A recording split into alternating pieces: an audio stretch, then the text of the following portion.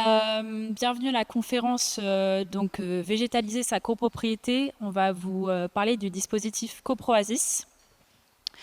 Aujourd'hui, moi-même animatrice Claire Poisson-Caton du coup de l'Agence parisienne du climat, et on est accompagné par Eva Rocchia aussi de l'Agence parisienne du climat et par Thomas Pérez-Vitoria de la ville de Paris.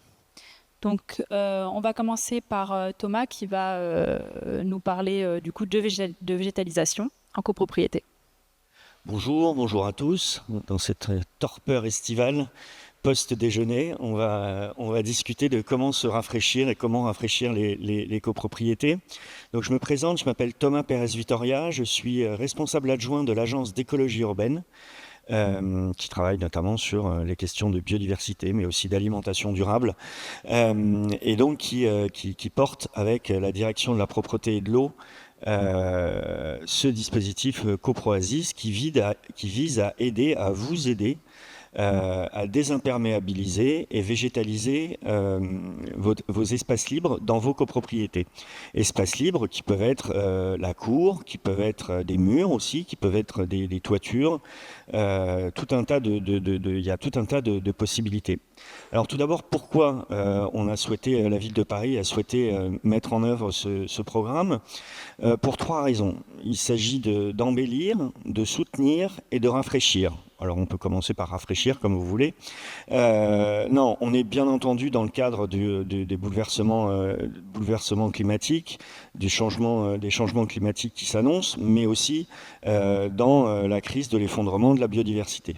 Et donc c'est à ces deux titres que la ville de Paris déploie un certain nombre de programmes de végétalisation de l'espace public. Vous avez pu vous en rendre compte, qui est massive. On n'a jamais autant végétalisé Paris depuis le 19e siècle, qui vise à adapter la ville et d'utiliser des solutions fondées sur la nature. On ne va pas mettre la clim dans toute la ville. En revanche, si on met des arbres, on baisse, on rafraîchit bien entendu la ville. Mettre des arbres, c'est aussi désimperméabiliser, et c'est-à-dire tenter de rétablir au maximum le cycle de l'eau. C'est-à-dire que l'eau de pluie tombe et s'infiltre dans le sol plutôt que d'être récupérée pour aller ensuite dans le réseau d'assainissement. C'est un peu idiot puisque c'est de l'eau, globalement, c'est de l'eau propre. Donc l'idée, c'est de faire la même chose à peu près propre. Je vois que monsieur tique. Il y a un monsieur qui tique. Non, elle est globalement propre et elle ne nécessite pas un traitement aussi intensif que celui des eaux usées. Donc le dispositif CoProasis, la porte d'entrée, c'est celle-ci. C'est combien de mètres cubes d'eau on va abattre, c'est-à-dire on va sortir du réseau d'assainissement, et c'est à partir de là que seront calculées les aides. Donc l'avantage pour une copropriété, comme je le disais, c'est tout d'abord rafraîchir. Vous imaginez bien qu'une cour bitumée ou une cour pavée versus une cour végétalisée, la température elle est plus du tout la même, et donc cette fraîcheur elle va bénéficier aux habitants, et elle va bénéficier aussi à la biodiversité, qui est aussi le soutenir la biodiversité. Et on insiste sur désimperméabiliser. Donc comme je le disais, c'est ce qui permet c'est la porte d'entrée pour calculer les aides et l'éligibilité. Mais aussi la végétalisation, et un type de végétalisation particulier, un peu orienté. On va vous demander de mettre beaucoup des plantes dites régionales, c'est-à-dire des plantes qui sont connues et reconnues par les espèces, par les oiseaux, par les insectes, etc., pour permettre de soutenir la biodiversité. Embellir, on a un certain nombre d'études maintenant qui sont sorties, qui étaient sorties avant, mais qui sont ressorties après le confinement, qui montrent comment la végétalisation, notamment en milieu urbain, est particulièrement importante en termes de santé mentale. Les personnes qui ont vécu les différents confinements entre quatre murs avec vue sur du béton l'ont pas même vécu que ceux qui avaient juste même un arbre en face d'eux, et c'est maintenant prouvé que c'est extrêmement important pour la santé mentale d'avoir à portée de regard, à portée de promenade, un espace vert même minime. Et autre avantage aussi de la végétalisation, notamment d'une cour, c'est d'abaisser le niveau sonore, puisque dès que vous avez une surface plantée, même si c'est juste de l'herbe, etc., ça va avoir tendance à absorber le son, et donc toutes les résonances qu'on peut avoir dans certaines cours d'immeubles, etc. Voilà un peu les motifs j'ai dit tout, soutenir, rafraîchir, embellir. J'ai fait le tour des IR. Eh ben, on est bien en IR. Voilà en tout cas les objectifs que nous poursuivons là-dessus. Et les surfaces privées à Paris sont immenses. J'ai plus le pourcentage en tête parce que je retiens pas les chiffres, mais c'est extrêmement important. Et donc, c'est aussi demander aux copropriétés de participer à l'effort de transformation et de résilience de la ville, puisqu'on nous annonce quand même pour dans pas très longtemps, c'est-à-dire quasiment en 2050, des températures avoisinant celles d'une ville comme Tolède. Moi, je suis un peu espagnol, donc je vois à peu près ce que ça veut dire, mais alors je vous le fais court, c'est très chaud. Et donc, il faut absolument qu'on adapte notre ville, notre habitation, notre environnement, et d'où ce programme CoproASIS. Voilà. Bien, merci beaucoup. Je n'ai pas précisé, mais on va avoir à la fin 15 minutes de questions. Donc voilà, si vous avez des questions, n'hésitez pas à les garder pour la fin. On va continuer du coup avec Eva qui va nous parler plus précisément de l'accompagnement finalement technique et financier de CoproASIS. Bonjour à toutes et à tous. Du coup, je me présente rapidement quand même. Eva Roquia, donc je travaille à l'Agence parisienne du climat en tant que chargée d'études et j'ai la chance de travailler sur la coordination de ce beau dispositif qu'est CoproASIS, qui est donc un dispositif d'accompagnement technique et financier pour la végétalisation des copropriétés parisiennes. Donc, quand on parle d'accompagnement, donc effectivement, il y a un accompagnement qui est d'abord technique, qui est fourni par l'Agence parisienne du climat et notamment par notre dispositif Coach CoPro, dont vous allez entendre parler si vous vous baladez un petit peu au sein du salon aujourd'hui. Donc, Coach CoPro, c'est vraiment notre dispositif d'accompagnement en général à l'Agence parisienne du climat pour les copropriétés et pour l'ensemble de leurs projets de rénovation, disons, environnementale. Et du coup, quand on a monté CoproASIS en 2023 avec la ville de Paris, il était assez évident de continuer à bénéficier de ce dispositif-là qui s'appelle Coach CoPro pour pouvoir accompagner les copropriétés dans ces projets très spécifiques de désimperméabilisation et de végétalisation. Et du coup, aujourd'hui, cet accompagnement technique qui est fourni par l'APC via Coach CoPro, c'est tout d'abord un annuaire qui s'appelle l'annuaire Coach CoPro du Grand Paris, sur lequel vous allez retrouver tout un tas de professionnels vers lesquels en fait vous renvoient les conseillers de l'Agence parisienne du climat quand vous vous inscrivez sur Coach CoPro et que vous avez un projet.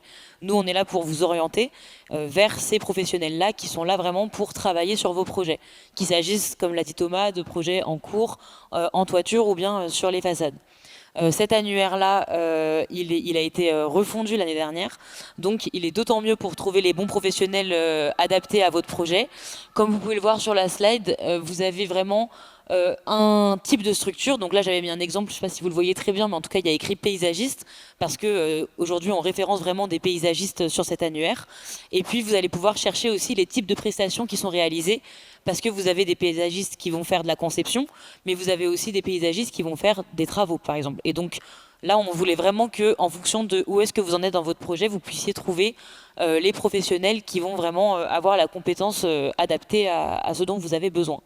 On commence en général par les études et la conception des projets pour après chercher des entreprises pour les travaux.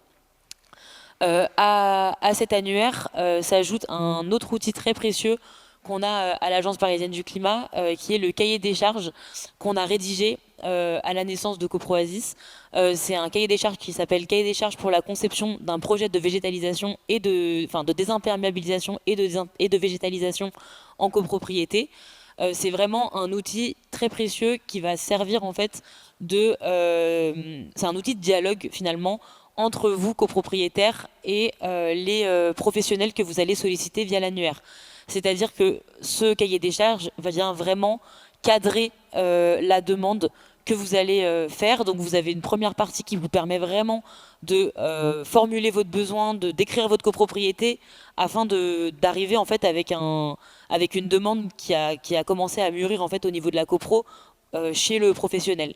Et puis ensuite, le cahier des charges est construit de manière à ce que les professionnels que vous allez solliciter vous répondent avec un certain nombre de livrables et de productions graphiques qui sont cadrés aussi par ce cahier des charges. Donc normalement, pour que tout se passe bien en fait et que la conception du projet se fasse au mieux pour aller pour que ce soit éligible en fait à CoProASIS et aux aides financières que je vais détailler juste après.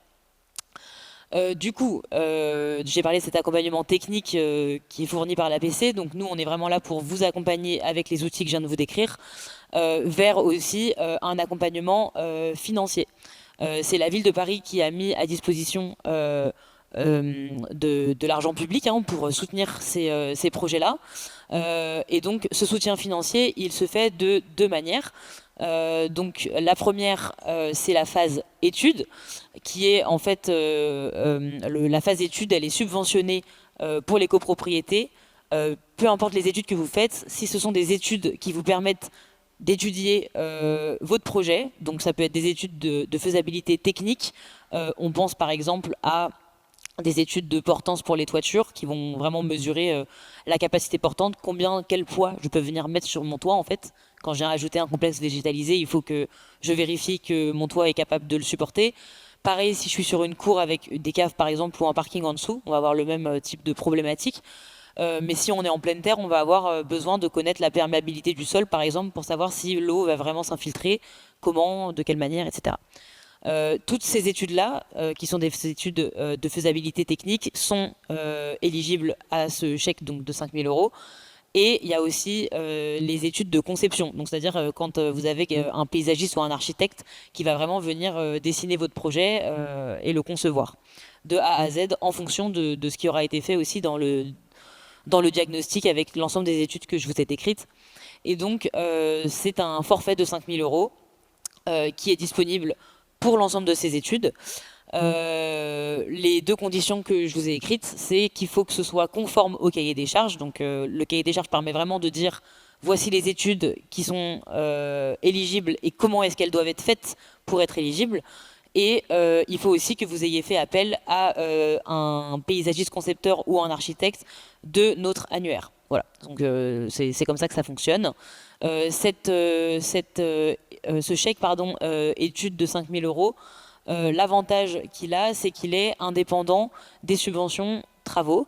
Donc vous n'êtes pas obligé de mener des travaux suite à l'obtention de ce chèque, puisque le but c'est vraiment que vous ayez, grâce aux études préalables, une visibilité assez large de ce que vous pouvez ou ne pouvez pas faire. Et parfois, vous pouvez être un peu déçu. Et il y a des études qui peuvent montrer que parfois ça va être très compliqué, soit techniquement, soit en fait ça va être faisable, mais moyennant certains coûts un petit peu, peut-être qui vont dépasser ce que vous aviez en tête pour la copropriété. Et donc ça, on l'avait en tête. Et l'idée de ce chèque, c'était vraiment d'encourager les copros à étudier la faisabilité des choses avant de se lancer. Donc il ne faut pas hésiter à étudier ce qui est possible de faire, parce que de toute façon, vous êtes subventionné pour ça. Si la copropriété est satisfaite par les études et que vous voulez aller passer en phase travaux, vous allez pouvoir mobiliser ensuite des subventions aux travaux.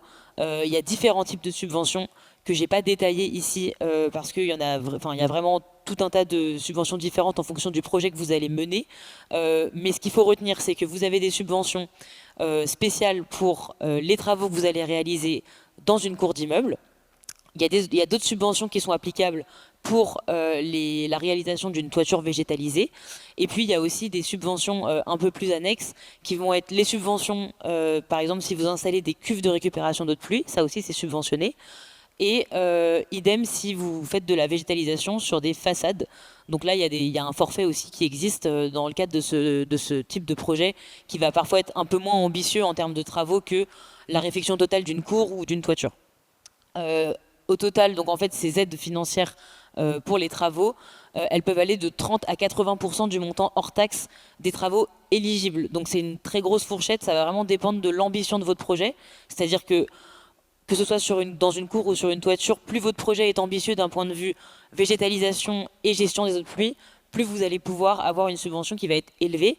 Et ça va dépendre aussi de où est-ce que vous vous situez dans Paris. C'est-à-dire qu'il y a des copropriétés qui vont se situer dans des zones qui sont définies par le plan local d'urbanisme, notamment les quartiers prioritaires de la ville et les secteurs de renforcement végétal. On a volontairement choisi de bonifier les subventions pour les copropriétés qui se trouvent dans ces secteurs-là, parce que soit c'est des copropriétés qui vont être dans des quartiers plus populaires, soit ça va être dans des quartiers où on a vraiment un manque à gagner en végétalisation. Donc voilà pour ça. Et les aides financières aux travaux ont un plafond quand même qui s'élève à 30 000 euros par projet. Donc vous pouvez cumuler 60 000 euros au total si vous avez un très gros projet de végétalisation qui permet par exemple de végétaliser la cour et la toiture terrasse. Pour les projets qui sont éligibles, donc je rentre un tout petit peu plus dans le détail. Donc vous avez évidemment les cours d'immeubles. J'ai écrit cours d'immeubles pour que ce soit plus simple, mais globalement tout espace libre qui se situe en rez-de-chaussée est éligible à CoproOasis. Vous pouvez très bien avoir par exemple en retrait du trottoir devant votre copropriété un espace qui est à vous. Vous pouvez très bien le végétaliser, c'est possible. C'est pas une cour d'immeuble à proprement parler, mais en tout cas c'est un espace en rez-de-chaussée qui appartient à votre copropriété. Dans le cas des cours d'immeubles, la subvention peut aller jusqu'à 80% du montant hors taxe des travaux. C'est vraiment la plus importante des subventions. Il y a une attention très particulière qui est portée sur la gestion des eaux de pluie. C'est-à-dire que vraiment, vous pouvez aller en fonction de l'ambition de votre projet, votre subvention peut aller de 30 à 60% du montant hors taxe des travaux. Et après, vous montez jusqu'à 80% en fonction de ces fameux quartiers prioritaires de la ville ou secteurs de renforcement végétal. Mais c'est-à-dire que le but de CoproOasis, c'est vraiment de favoriser les projets qui vont permettre d'avoir un zéro rejet des eaux de pluie vers le réseau d'assainissement à partir du moment où on est sur des eaux de pluie qui sont dites courantes, pas très importantes. Quand on commence à avoir des eaux de pluie qui sont plus exceptionnelles, où ça pleut beaucoup, etc., évidemment, si le projet décide de les absorber aussi, alors là, vous avez une subvention qui est plus élevée, mais on ne vous oblige pas à aller si loin, parce qu'il y a plein de cas de figure où c'est techniquement très compliqué de gérer beaucoup d'eau de pluie.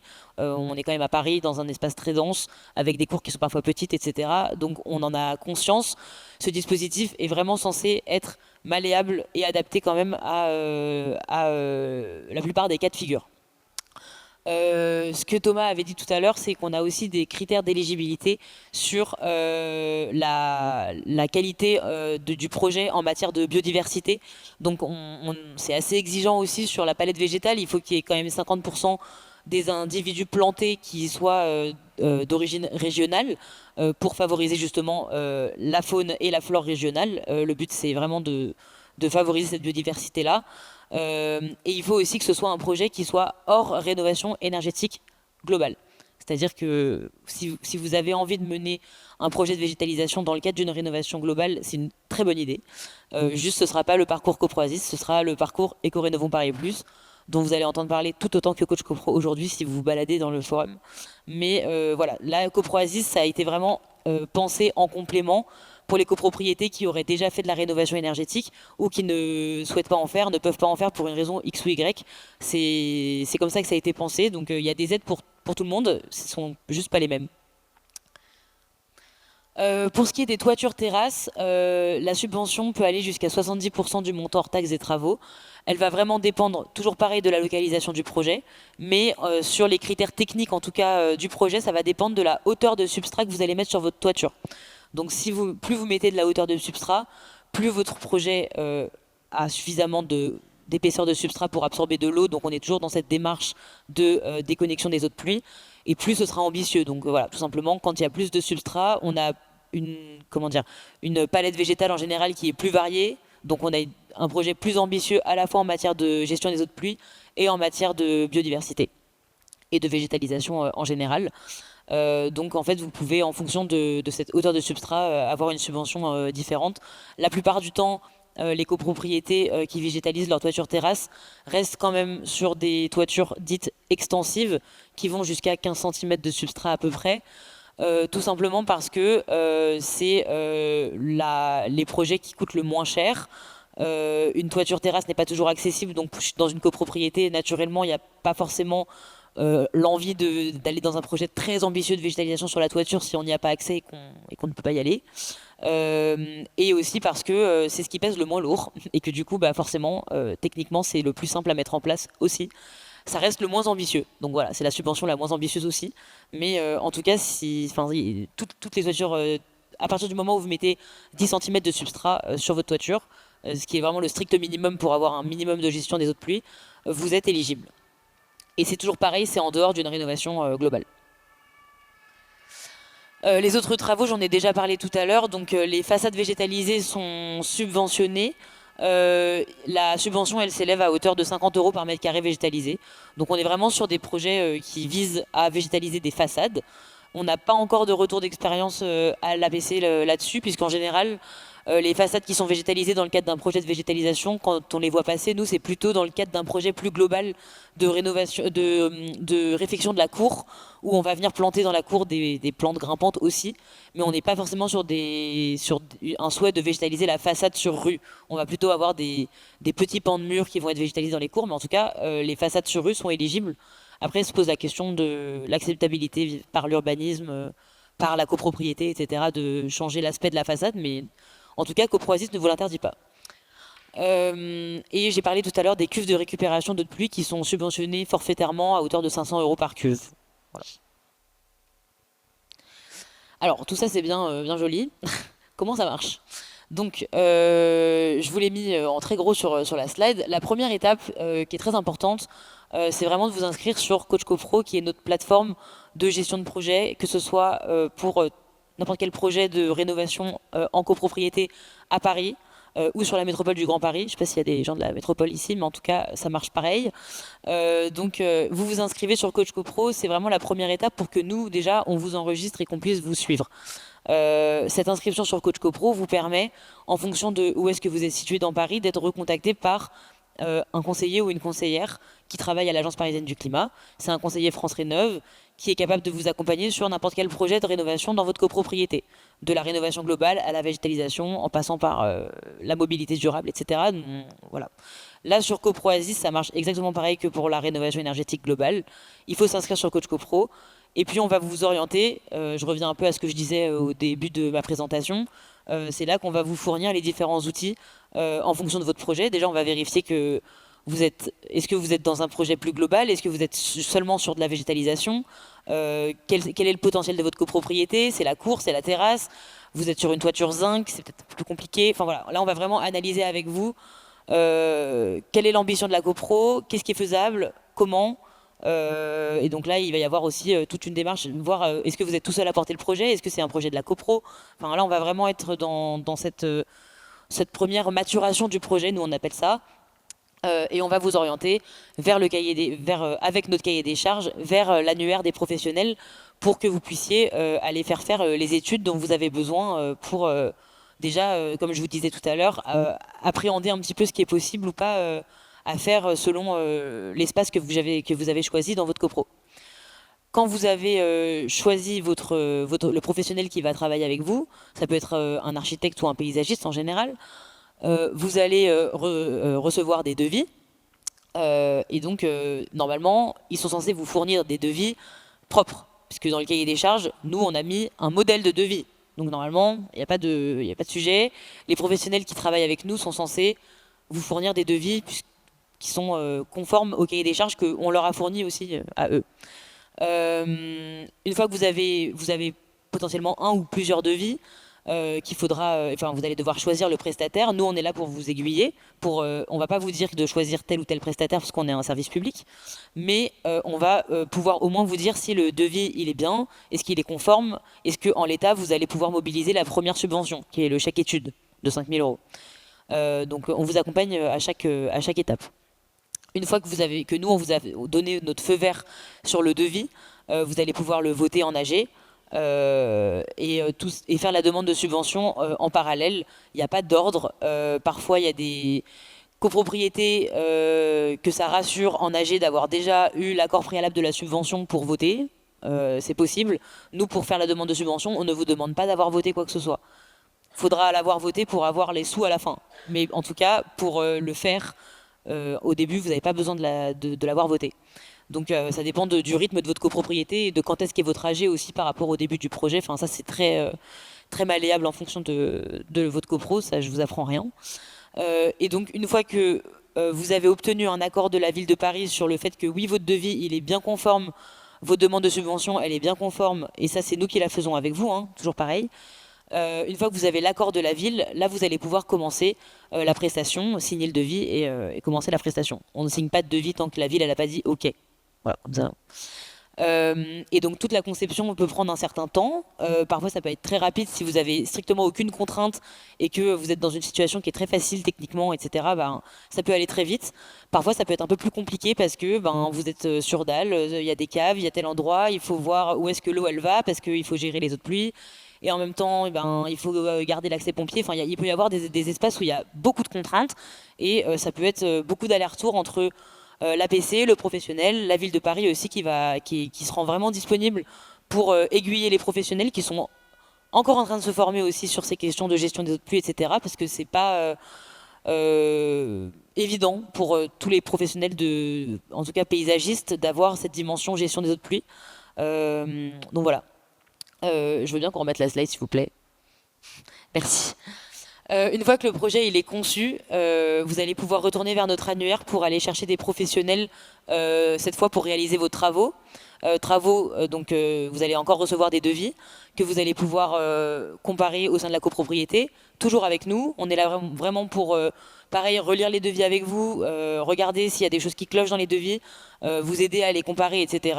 Et à ce moment-là, on va venir aussi, sur les différents devis que vous allez recevoir, estimer en fait la subvention en fonction de ce qui est dans le devis. Et donc là, pareil, ça va vous aider en fait à choisir le devis que vous voulez. Et donc ça, vous allez le voter en AG. Et puis tout pareil, on va faire la demande de subvention auprès de la ville. Et une fois que vous avez l'accord, les travaux pourront commencer. Voilà. Et puis une fois que les travaux sont finis, donc en fait, un projet globalement, il y a au moins 2 AG quand même. Donc faut partir du principe que ça prend à peu près 2 ans. Ça peut prendre plus de temps. Parfois, je vous disais, en fonction de... Soit ça prend du temps au niveau de la conception parce qu'il y a des contraintes techniques compliquées, soit ça prend du temps au niveau des travaux. Pour telle ou telle raison, ça peut aller de... Ça a gelé en hiver, on n'a pas pu travailler. Enfin, voilà, ça peut arriver. Donc, en principe, ça dure 2 ans. Ça peut durer un petit peu plus longtemps. Mais c'est toujours c'est quand même plus rapide que la rénovation énergétique globale, en principe. C'est vrai que c'est moi qui fasse les slides. Voilà, je voulais vous parler quand même d'un petit retour d'expérience. C'est une copropriété du 12e arrondissement, au 45 boulevard Soult. Vous retrouverez dans les liens, on vous a mis des liens après, quand vous recevrez les présentations, vous avez une fiche détaillée qui raconte vraiment tout le projet dans le détail sur notre plateforme Coach CoPro justement. Là, je vais vous en parler assez rapidement. C'était une cour de 140 mètres carrés qui était très bétonnée et en très très mauvais état, comme vous pouvez le voir sur la photo de gauche. Il y avait beaucoup de fissures, il y avait de la végétation, mais c'était de la végétation qui était vraiment, qui était arrivée là un peu sauvagement, etc. Et la cour était complètement inutilisée par la copropriété parce qu'elle donnait vraiment pas envie d'y aller. Mais il y avait quand même 140 mètres carrés, et assez facilement accessible en plus par la copro. Alors il s'avère que c'est une cour qui est en pleine terre, avec très peu de contraintes. Donc c'est un projet qui est allé assez vite parce qu'il n'y avait pas toutes ces contraintes techniques de cave qu'il peut y avoir dans beaucoup de copropriétés à Paris. Et donc ils ont fait appel à un paysagiste bien avant que CoProASIS naisse. Donc ils ont fait leur étude avant la naissance du dispositif, donc ils n'ont pas bénéficié du chèque étude. Mais en fait ils nous ont recontacté une fois que CoProASIS était né en 2023, pour qu'on puisse les accompagner dans la phase travaux. Donc nous on a déjà vérifié que ce qu'ils avaient conçu collait bien avec les ambitions du nouveau dispositif. On a même d'ailleurs, on s'est beaucoup inspiré de ce projet aussi parce qu'il était très ambitieux, donc on l'a un peu pris comme, enfin c'est un peu notre projet pilote CoProASIS. Et donc à la fin du projet, il y a quand même 90% de la cour qui est perméable, pas qui est végétalisée. Il y a beaucoup de surfaces qui sont encore minérales, mais elles sont perméables, donc elles permettent quand même de capter les eaux de pluie. Parce qu'il fallait qu'il y ait des circulations, comme ils ont mis en place de quoi garer les vélos des copropriétaires, donc il fallait qu'on puisse circuler dans la cour, etc. Il y a aussi un aménagement pour les poubelles. C'est vraiment une réflexion de cour totale, où ils ont réfléchi à l'ensemble des enjeux qu'on trouve dans une cour de copropriété à Paris. Donc ils ont vraiment réfléchi à comment est-ce qu'on installe nos vélos, nos poubelles. On veut quand même qu'il y ait du végétal, on veut pouvoir en profiter, on veut pouvoir se poser entre voisins aussi, l'été, etc. Donc ils ont vraiment réfléchi à l'espace comme ça, avec le paysagiste. Et donc malgré le fait qu'on n'a pas de la végétation partout, on a quand même une cour qui est globalement perméable et qui gère l'ensemble des eaux de pluie. Il y a plus d'avaloir en fait. C'est-à-dire que l'eau, elle est là, elle existe, elle fait partie du paysage. Et s'il pleut beaucoup, de temps en temps, il y a une flaque et c'est pas grave. Donc ça représente quand même 77 mètres cubes d'eau déconnectée du réseau. C'est pas anodin par an. C'est pas une très grande cour. On a un autre exemple dans le 19e arrondissement où on est sur 10 fois plus de mètres cubes d'eau. On est vraiment sur des très gros volumes. Les travaux de végétalisation ont coûté 26 600 euros.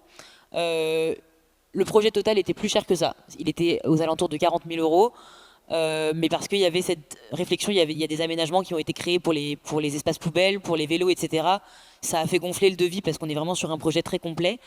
Les travaux qui concernent vraiment la désimperméabilisation et la végétalisation ont coûté 26 600 euros. Et c'est sur cette base-là que nous, on est venu appliquer le taux de subvention. Parce que c'est la subvention CoProASIS ne vient pas couvrir les travaux de mobilité et de gestion des déchets. Donc, ils étaient éligibles à 50% du montant hors taxe des travaux, donc ils ont obtenu une subvention travaux de 13 300 euros. Ce qui revient avec les aides à 1 200 euros par logement pour le projet total. Voilà, merci. Merci beaucoup. Du coup, au niveau timing, là, on va avoir un bon 10 minutes de questions. Donc, si vous avez des questions, vous pouvez lever la main. Il y aura un micro qui va passer. Et voilà. Oui, merci pour cette présentation. Je vois bien l'intérêt de récupérer l'eau de pluie, mais comment la réutiliser derrière? Alors, ça dépend comment est-ce qu'on la récupère. Si on la récupère via des cuves qui sont vraiment là pour... on récupère de l'eau, on la stocke dans une cuve. Là, ça peut être, si vous avez fait un projet avec de la végétalisation aussi, c'est de l'eau qui va vous permettre d'arroser votre espace vert, par exemple.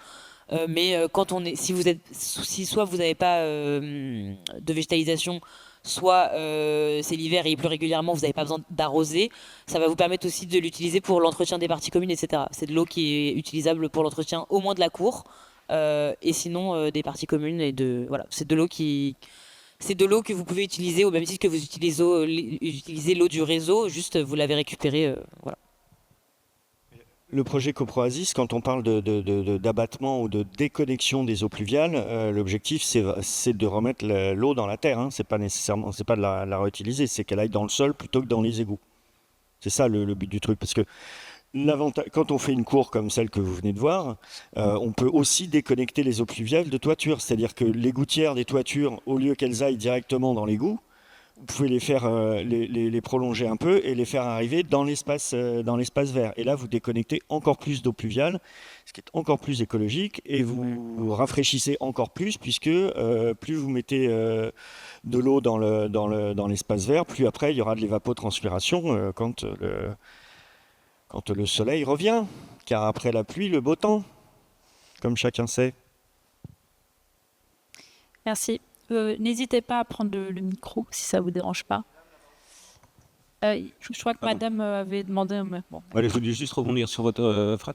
Quand on se retrouve avec des gros orages, qui est une montée d'eau, une grosse montée de charge, est-ce qu'il faut prévoir des trop-pleins, des choses comme ça, ou pour justement à un moment donné, parce que la terre, elle finit par saturer aussi. Donc là, on va se retrouver avec des inondations dans les cours et des dégâts autres, on va dire. Et par rapport à ça, comment est-ce qu'on se reconnecte au réseau, quoi, voilà, ou pas? Oui. Merci. Ça dépend de ce que vous avez fait comme projet. En fait, il y a des projets... En fait, si vous êtes dans un contexte favorable, c'est-à-dire que vous êtes en pleine terre, par exemple, avec aucune contrainte de gypse. Ça, c'est le cas à Paris. Il y a des endroits à Paris où vous avez du gypse, où vous ne pouvez pas infiltrer autant que vous voulez, ou pas de la manière... Vous pouvez infiltrer beaucoup, mais de manière diffuse et pas forcément de manière concentrée pour pas dissoudre le gypse. Si vous êtes dans le cas de la copropriété que je viens de présenter, si ça s'infiltre bien et que c'est très perméable, vous n'êtes pas obligé de reconnecter, parce que ça va se faire tout seul. Par contre, il y a des situations où effectivement, en fait, le réseau d'assainissement, on va entre guillemets le condamner pour ce qui est des pieds de pluie courantes, qui sont de l'ordre d'une lame d'eau de 10 mm en fait, par 24 heures. C'est vraiment des quantités d'eau de pluie qui sont minimes, mais elles représentent 80% du volume annuel de l'eau de pluie à Paris. Donc en fait, déjà, quand on a fait ce petit travail, on s'est occupé de 80% du problème. Donc c'est beaucoup. Après, effectivement, pour les pluies plus intenses, on peut très bien garder un réseau d'assainissement qui est fonctionnel, qui va être effectivement reconnecté. Voilà, c'est ça. En fait, il y a plein de systèmes qui permettent de faire du réseau d'assainissement un plan B pour l'eau, en fait, qui va être vraiment secondaire par rapport aux espaces verts, etc. Mais effectivement, la plupart du temps, c'est rare qu'on arrive à gérer toutes les pluies. La plupart du temps, il faut trouver une solution pour que ce soit les eaux de pluie courantes qui soient gérées. Ça, c'est une condition en fait sine qua non, hein, pour avoir les aides, ces eaux de pluie courantes. Par contre, les eaux de pluie intenses, effectivement intensives, il faut trouver une solution pour que le réseau puisse prendre le relais, en fait. Une petite question sur une cuve de récupération des eaux de pluie. À Paris, ça va servir à quoi? Arroser les plantes? Comment on récupère l'eau en fait? En gros, ça sert à quoi? Oui, c'est ce que je vous disais, vous pouvez arroser vos plantes s'il y en a, ou nettoyer vos parties communes, votre cour, enfin voilà. C'est de l'eau que vous n'allez pas utiliser au robinet, mais c'est la même eau, quoi. Enfin, vous pouvez l'utiliser autant que vous voulez. Bonjour, juste pour peut-être compléter la remarque que vous faisiez précédemment, je suis paysagiste concepteur affilié à l'annuaire Coach CoPro. Je pense que c'est important d'insister sur des équipes pluridisciplinaires. Vous avez beaucoup insisté sur le paysagiste concepteur et ou l'architecte. Mais la question qui a été posée précédemment soulève le fait qu'il y a souvent besoin d'un bureau d'études spécialisé en VRD, voirie et réseaux divers, pour justement dimensionner ces questions de réseau, de trop-plein, etc. Éventuellement des bureaux d'études structure. Et puis le préalable à tout ça, c'est aussi le relevé de géomètre que souvent les copropriétés n'ont pas. Donc il ne faut pas que les copropriétés s'étonnent que parfois le préalable à la conception paysagère, c'est aussi tout un tas de diagnostics, vous l'avez dit dans votre présentation. Moi j'ai deux questions. Pour être encore plus vertueux, est-ce qu'on ne pourrait pas imaginer d'utiliser les sols urbains en place plutôt que de exporter des sols inertes et rapporter de la terre végétale qui est en général prélevée en périphérie des agglomérations sur des terres agricoles et donc ont un bilan carbone et même un bilan écologique assez désastreux. Et on sait qu'aujourd'hui qu'on peut en fait fabriquer des sols urbains à partir de gravats concassés, typiquement la dalle que vous montriez dans l'un des exemples. Ça c'est la première question. Et la deuxième, j'imagine qu'il y a quand même des demandes d'autorisation. On a été appelé pour travailler sur le Marais, qui est en plan de sauvegarde, qui est un secteur sauvegardé au titre du patrimoine. Donc là, on a forcément besoin d'avoir l'aval de l'architecte des bâtiments de France. Et certaines cours sont identifiées comme de toute façon minérales. Et donc ça va être difficile de les végétaliser en atteignant les pourcentages que vous évoquez. On peut tout au plus envisager de mettre en place des pavés à joints, gazon, à joints végétalisés, mais pas forcément de planter des arbres, des arbustes et des massifs. Est-ce qu'il y a besoin, dans certains cas, d'une demande d'autorisation, d'un permis d'aménager, d'une déclaration préalable de travaux, enfin voilà. Et deux questions. Oui, sur la terre. Alors, c'est effectivement un sujet, l'importation et la ville de ce point de vue-là, la ville de Paris. Et pour le coup, on a importé beaucoup ces dernières années. Deux choses. D'une part, il y a vraisemblablement un moment où tout ceci va s'arrêter, puisque actuellement, là où c'est pas si pire que ça, c'est que la terre végétale qu'on récupère est de la terre qui a été décapée sur des projets, a priori sur des projets d'urbanisation en zone rurale. On peut espérer qu'avec la loi ZAN, tout ceci petit à petit va se terminer. C'est pas, voilà, l'ambiance n'est pas folle là-dessus. Et donc oui, en tout cas, la direction des espaces verts et de l'environnement travaille sur la fabrication de terre. On va aller voir, je crois que notamment c'est à Aubervilliers où il y a eu tout un projet de terre concassée comme ça et réensemencée. Enfin, je ne suis pas spécialiste du bazar, mais oui, ce serait vertueux et on pourrait imaginer d'ailleurs, je ne sais pas sous quel format, d'en faire une communication auprès des paysagistes de Coach CoPro, de même que on a fait une conférence, il me semble, sur un outil qui s'appelle le Biodiff Score et qui incite les architectes, les maîtrises d'œuvre, etc., à se poser les bonnes questions avant, pendant et après la mise en œuvre d'un projet de rénovation, quel qu'il soit, ou même de construction d'un projet, de prendre en compte tous les paramètres liées à la biodiversité. Je pense notamment, pardon, je fais une petite digression, mais ça vous intéresse tous parce que vous avez tous des murs et vous faites tous des rénovations, etc. Mais une des causes de la perte de moineaux, d'oiseaux nicheurs comme ça à Paris, c'est notamment la résorption de l'habitat insalubre et la rénovation énergétique, qui fait qu'on a bouché et qu'on bouche toujours de plus en plus de trous, d'infractuosité dans les murs, etc. Il faut absolument compenser en installant des nichoirs, etc. Enfin, bref, donc le BiodiveScore, pardon, on parle aux professionnels, c'est un outil, vous le trouverez sur paris.fr, c'est un outil destiné aux professionnels qui permet de se poser les bonnes questions en matière de biodiversité. Voilà. Et la deuxième partie de la question, c'était... Oui, les demandes d'urbanisme, normalement, un archi, il va être en capacité de suivre ça, effectivement, d'où l'équipe pluridisciplinaire, c'est lui qui saura. Et on peut éventuellement, nous, être sollicités, agence d'écologie urbaine, qui suivons ça, et la conformité avec le plan local d'urbanisme, et aussi des discussions avec les commissions des sites ou l'architecte des bâtiments de France, où on a effectivement assez régulièrement des débats, pour le dire poliment, sur l'évolution et la transformation de la ville.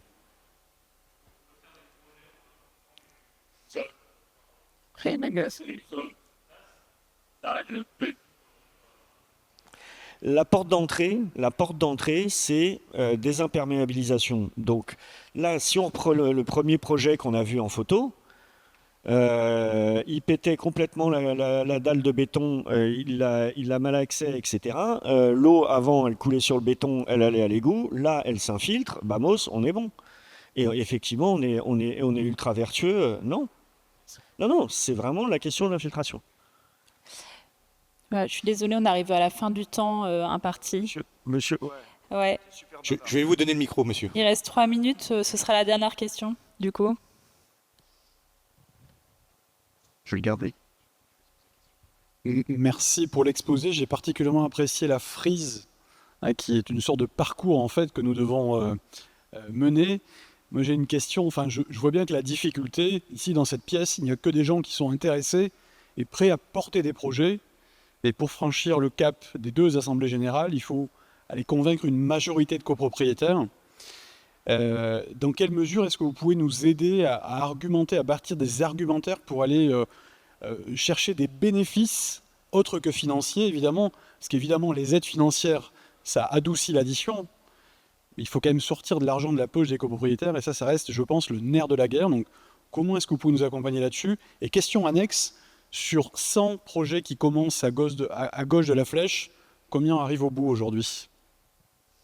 Sur la première partie de la question, je laisserai la PC répondre, puisque c'est elle qui vous accompagne au quotidien. Modestement, je pense que la petite introduction que j'ai faite participe de cet argumentaire. Alors certes, elle fait appel à la conscience écologique du copropriétaire, mais j'ai aussi essayé de donner 1 ou 2 tips sur le confort thermique, le rafraîchissement, sur l'insonorisation. Je veux dire, c'est un certain nombre d'éléments comme ça qui sont et sur l'embellissement. Alors, vous me forcez à être un peu... une cour végétalisée, ça renchérit le prix du bâti, on va pas se mentir. Ça peut être aussi un argument qui peut sonner à l'oreille de ceux qui ont une conscience écologique plus proche du portefeuille que de je sais pas où. Au niveau de la deuxième partie de la question, en fait, les stats, elles sont difficiles à donner aussi parce qu'on est au début aussi du dispositif, ça fait quelques années. Et aussi, parfois, on embarque la copro dans une rénovation globale aussi énergétique. Et donc, en fait, on passe sur un autre dispositif. Donc, c'est un peu difficile à juger.